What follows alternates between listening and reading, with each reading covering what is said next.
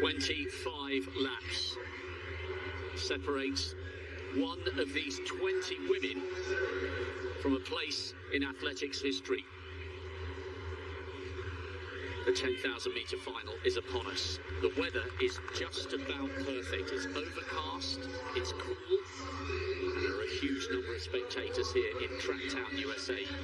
Eilish McColgan, following in glorious footsteps. Her mum Liz won this title just over 30 years ago in Tokyo, and Eilish has had the best season of her career. Could she get herself on the podium? Jess Judd won junior silver over 800 10 years ago. She's now a great exponent of the 5 and 10,000. Kim Kemboy, silver medalist over the 5,000 back in Doha. That is the Tessembet Guido. Silver in this event in Doha. Bronze last year. The world record holder hasn't got a sprint, but can she run the sting out of the fast finishers like Helena Beery? World champion over the 5,000. Can she do?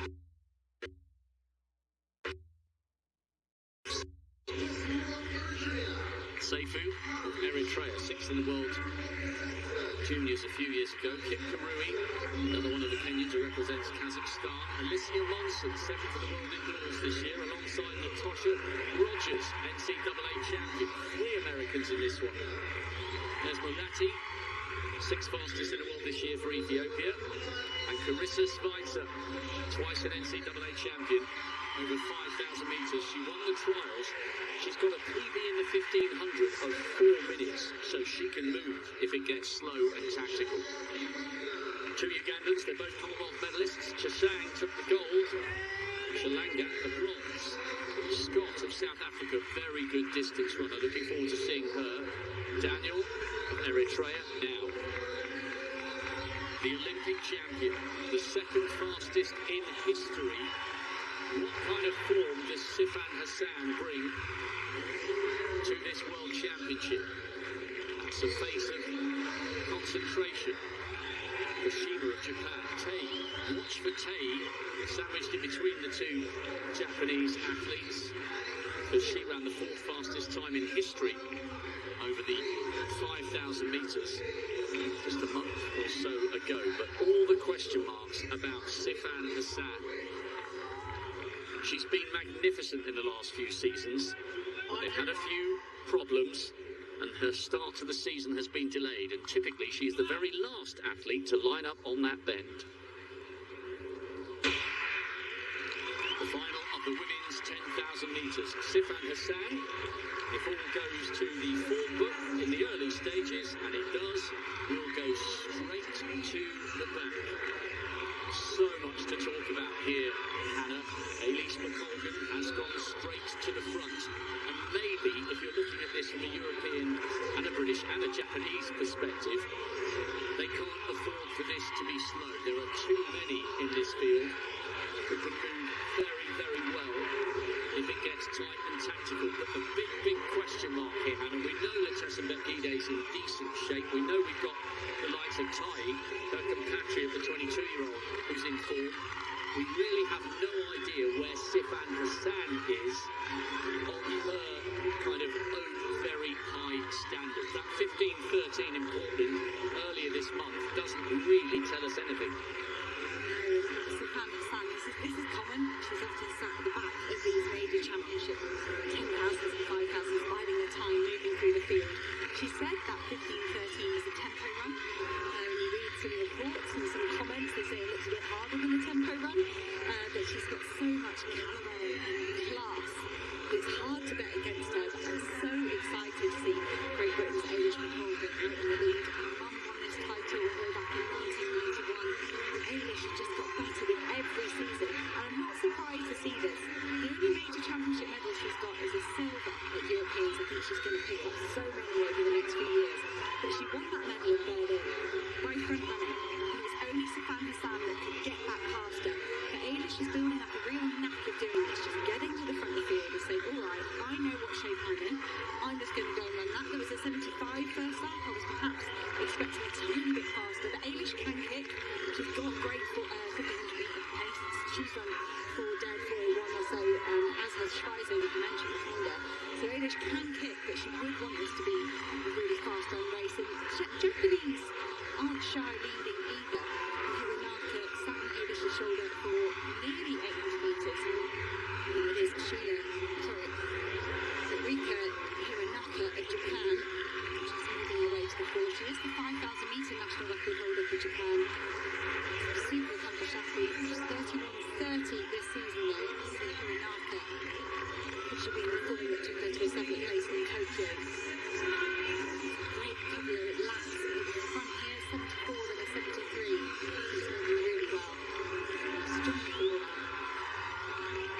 And I think this is a sensible tactic for the likes of Eilish McColgan and Hironaka, because they know the best will in the world. They know that they can't match the quicker finishers behind them if it comes down to a big sprint. Their best chance is to run the sting out of as many of these athletes as possible. That is what Eilish McColgan did when she ran that brilliant time, second fastest in the world this year in Hengelo, 30 minutes and 19 seconds. She was absolutely metronomic, and we're pretty much single file in the early stages of this 10,000 metres with Hironaka and Eilish McColgan on the pace-making duties. Hassan just in the middle of that group. But it's crazy really, the two leaders looking comfortable in these early stages, and McColgan is in fantastic form this year.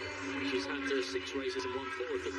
But talking about Hassan, how do you try and construct a way to beating somebody who in Doha won the 10,000 at the 1,500 metres? That is an unprecedented range. She really burst into the scene in Doha. She was really fantastic as well a few years before that. But that range to win the 1,500 and the 10,000, she ran 3:59, the final 1,500 of the 10,000 metres.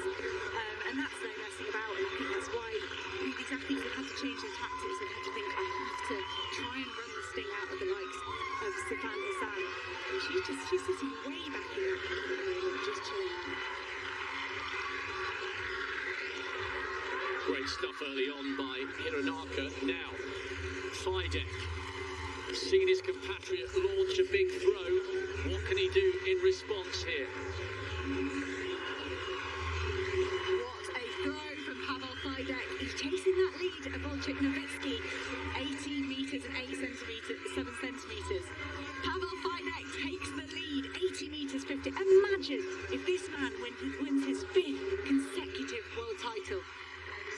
Talking about impressive performances, Sifan Hassan, certainly someone that's delivered time and time again on the world stage, but I wonder if she's at all aware of the history of Pavel Fidek, who's just trying to make to her inside, moving her way past the hammer cage. Now, Hironaka looks very comfortable out in the lead. I do love the attitude and the application of the Japanese athletes through these rounds. I mean, no rounds here in the 3,000 metres, but we often see them in the 1,500 and the 5K, just kind of sticking to task and making it a fast race. Hironaka trying to get herself another top 8 global finish to back up her 7th place in that Pain Olympics last year.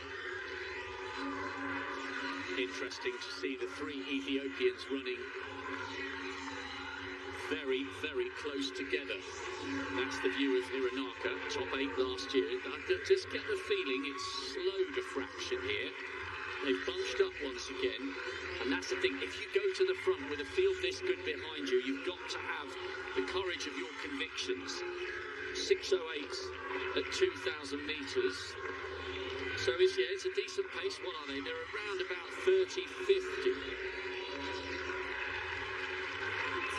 Really nice running from Hironaka. I think Eilish will be very relieved. She would have perhaps had to do this herself if she had wanted a decent pace, but that's going to really help. And Helena Beery, she's won 5K titles here, trying to win a 10K title.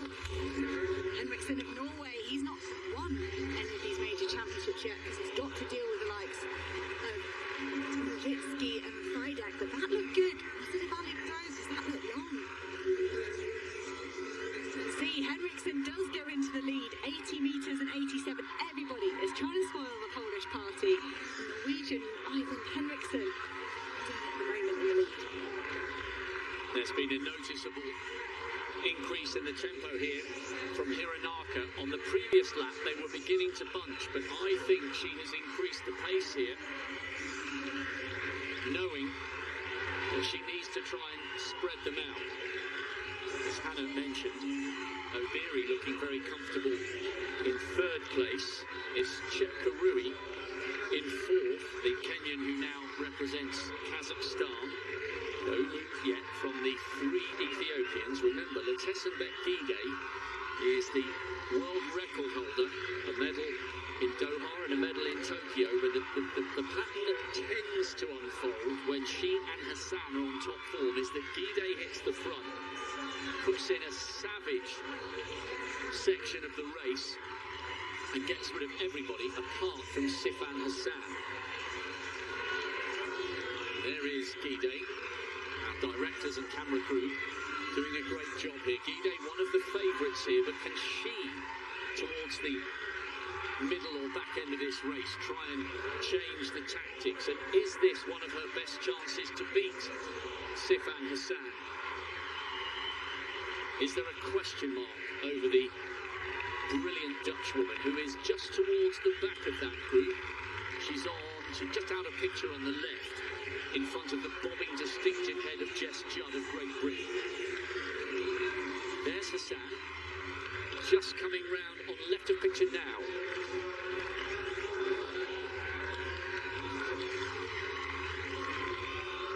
Hironaka is moving at a decent pace, but for me, Letessenbet Gide, I feel like she's got to go soon. That 62.52 half marathon world record. Her strength is unrivaled in this field. She's not looked untouchable by any sort of stretch of the imagination this track season.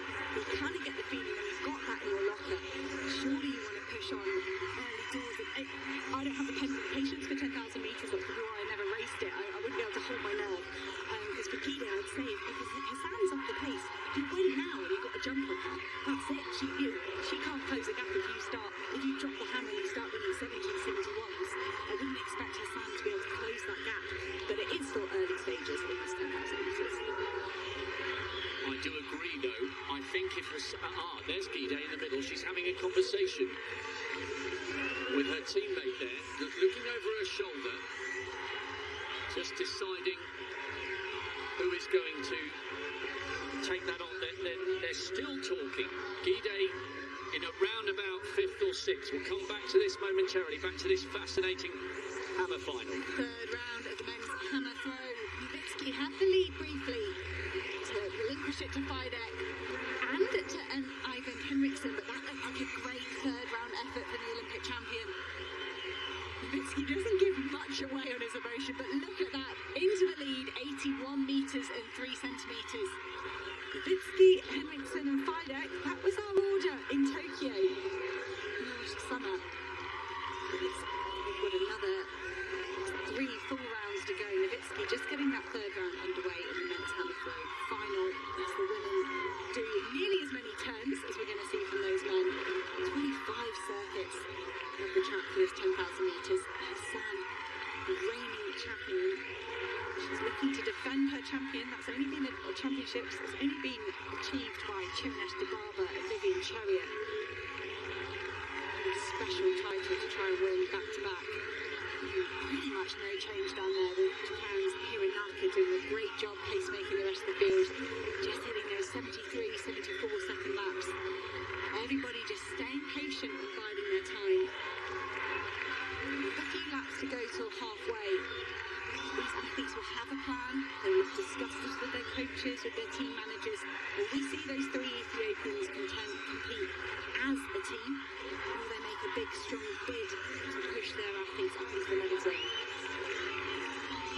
Well, it's Taye on the shoulder of Letessenbet Gide. She's the one that's been having the conversations with Gide. And remember, Taye thrashed Letessenbet Gide when she ran that 14-12. So Gide knows, even from her teammates, that she can't afford to leave this late. Hironaka's doing a solid job with the pacemaking, but if Gide is going to split this field, and if she's feeling good, she's got to hit the front, you would think. somewhere around about the midsection of this race. Not too many gaps here.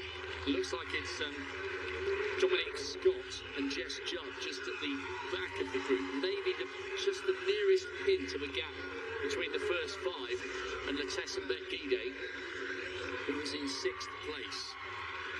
And Gide looks over her shoulder for Tay once again.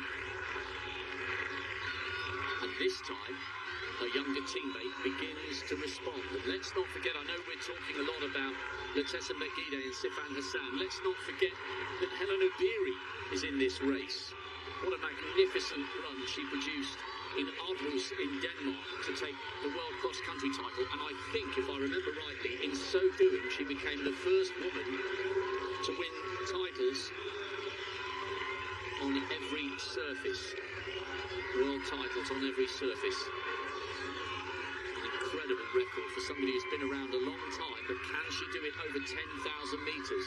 What sort of form has Sifan Hassan got? We still don't have an answer. She's 2/3 of the way back down the field, not interested in what's going on at the front whatsoever. But Helen Obiri is. She's in 3rd, just behind, or 4th now, as the Kazakhstan athlete Chip Karui comes past her. Obiri just looking comfortable on the inside as they edge towards the halfway stage. Kit Karui was having a quiet race there, just pulling herself up alongside Eilish McColgan ahead of Helen Obiri, who was asked, do you still have the speed that you used to have? She said yes. She closed the Kenyan Championships in a 60 at altitude. She said she could close in a 59 or 60 here today. That was her claim, which would be very handy if she's in the right place in the race. But Helen Obiri, so accomplished all the way from 1,500 metres up to half marathon now.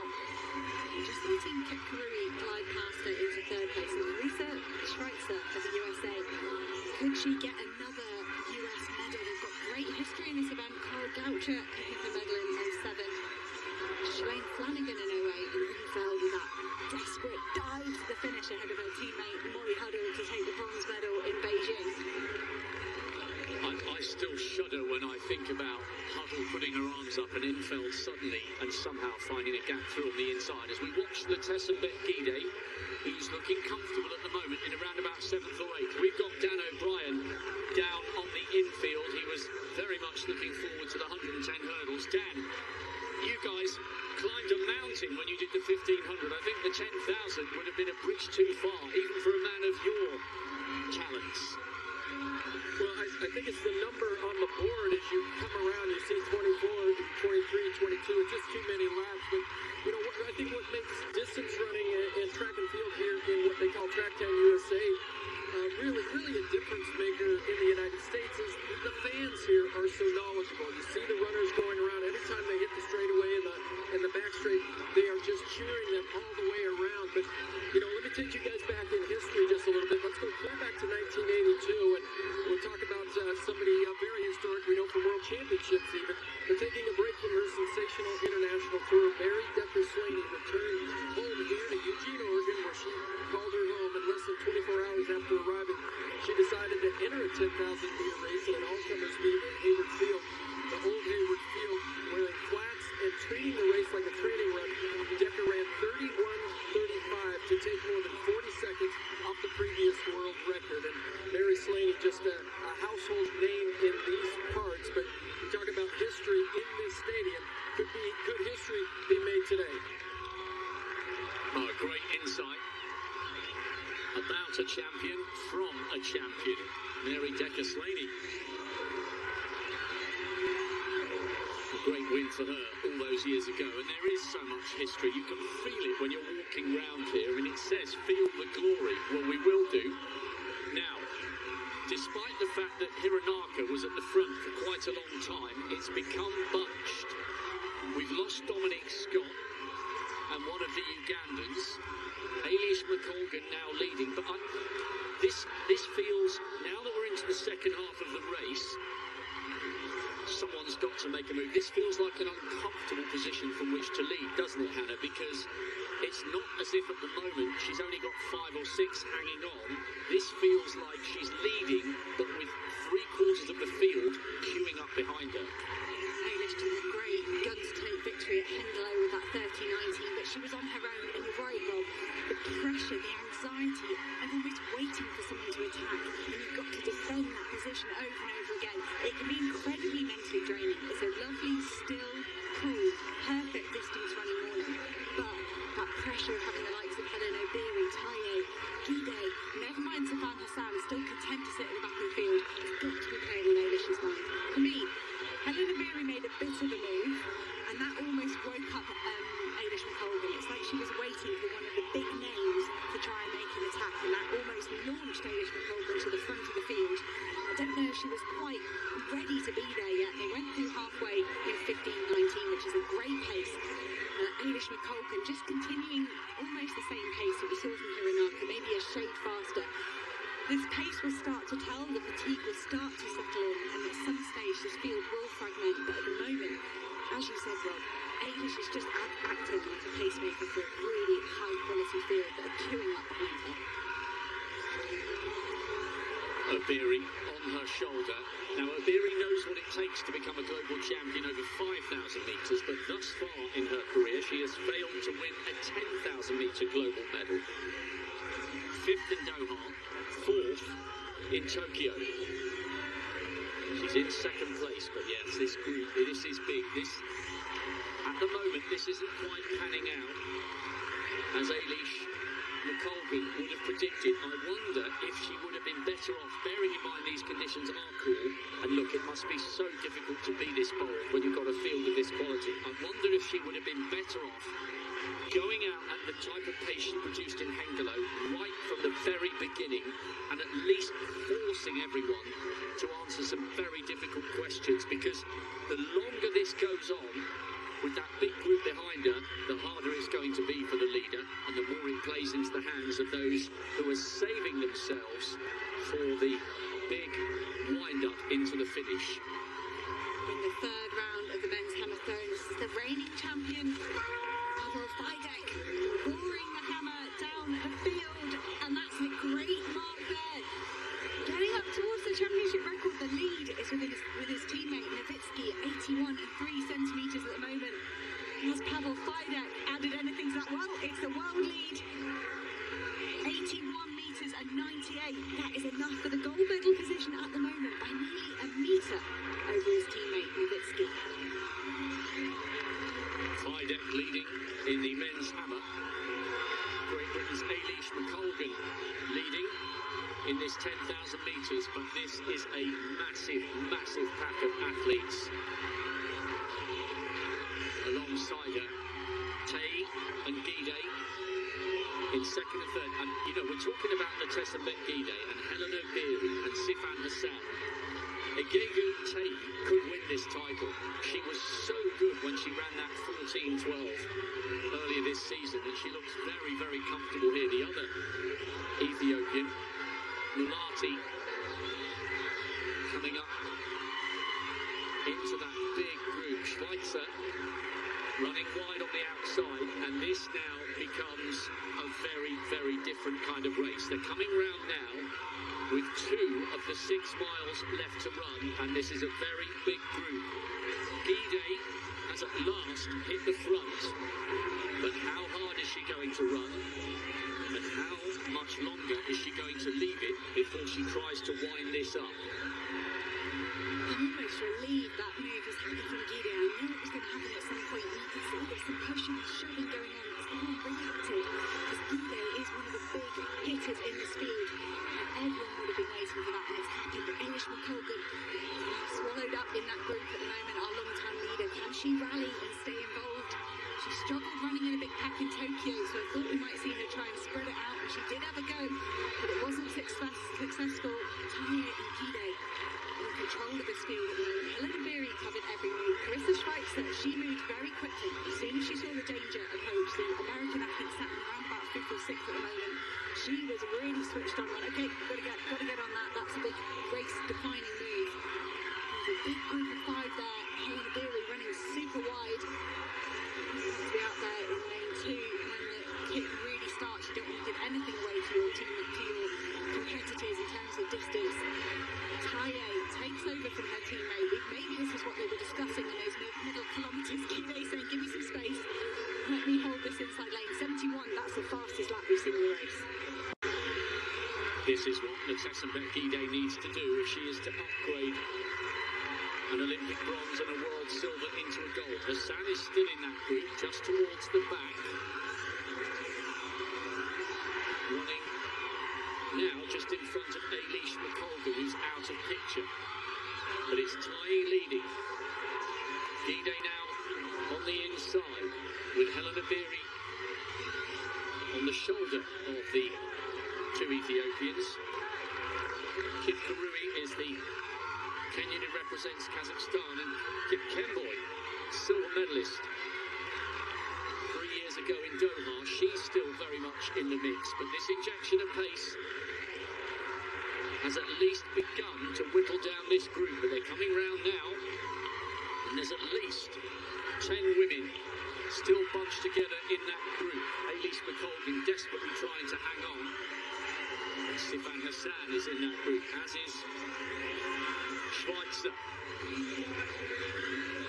Surely, though, Letessenbet Gide has got to make a really big move here, because we know she just can't sprint with the others towards the very end. And this is where the likes of Schweitzer, if she can hang on to this group, maybe the fact that she can cover 1,500 in 4 minutes, give or take a couple of tenths of a second, could play into her hands.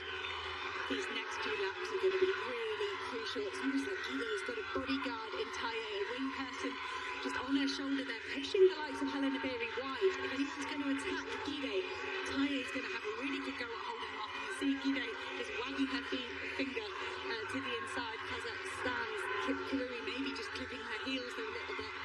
Kip Karui having a great race, sticking to her task in third place at the moment. Helena Beery has looked poised to strike for around about 3 or 4 laps now, but this is crunch time. Sifan Hassan, she's there.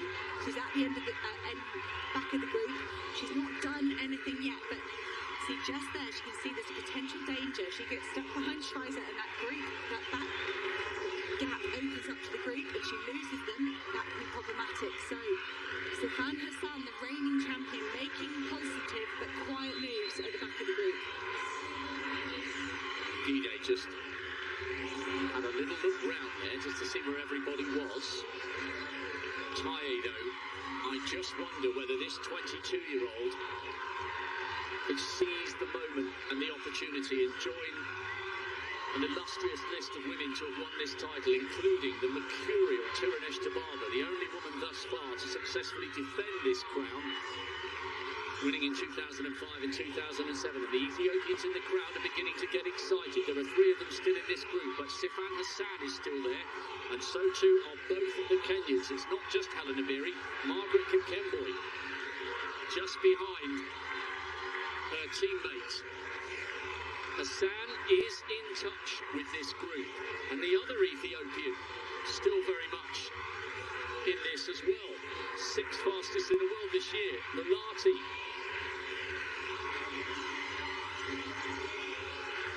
4 laps to go. Ethiopia 1 and 2, Kenya 3 and 4. They're coming round now to begin to lap 1 or 2 of the athletes.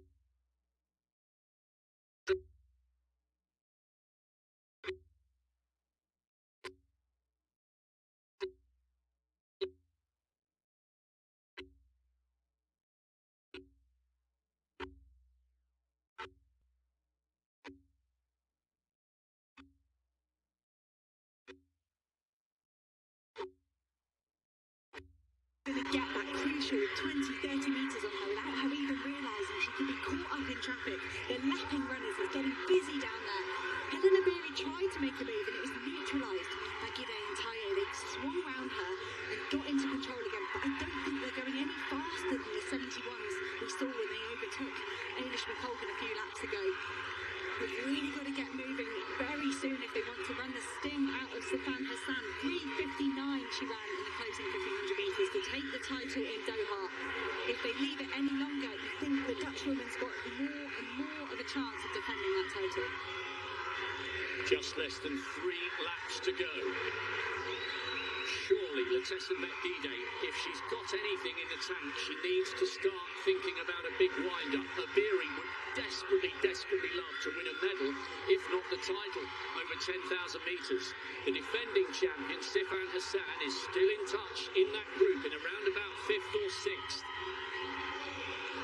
Another athlete about to be lapped. Taedo looks so composed. Her body language indicates she's still comfortable. Gide just about somehow finding a gap, or does she? Through on the inside. Abiri is the first of the two Kenyans. Kipkemboi just ever such a slightly taller figure. And Malati, the third Ethiopian, still in that group. What kind of sprint can Sifan Hassan find in this race? What kind of form is she in? She just goes past the lap runner. The Eritrean will be spat out the back of that group. Oh, this is starting to get so exciting. The Ethiopian flag's just in front of me above the finish line. I begin to really wave and get interested here. 3 Ethiopians still in that group. Schweitzer hanging on at the back. The crowd on the far straight getting excited about the presence of the American. We are witnessing some of the all-time great female 10,000 metre runners. Letessenbet Gide is the world record holder. Twice she's been on the podium in the last 2 global editions of 10,000 metre races. Silver in Doha, bronze in Tokyo. Both times it was Hassan who took the title. What can the Dutch woman produce here? Because we have around about 550 metres to go. This is getting super. Is it going to be her turn? She looks over her shoulder. Abiri's closing. She drifts out. Letessenbet Gide by the narrowest of margins turns silver from Doha into gold here in Eugene. Helen Abiri tried to come wide on the outside, and at last, the world record holder becomes the world champion. My goodness me, it was close. It was anyone's race from the top 4 coming down the home straight. So many times she's been outkicked, but not today. She reigns supreme here, and this is the track where you feel the glory, and Letessenbet Gide does. At last, she's a global champion over 10,000 metres.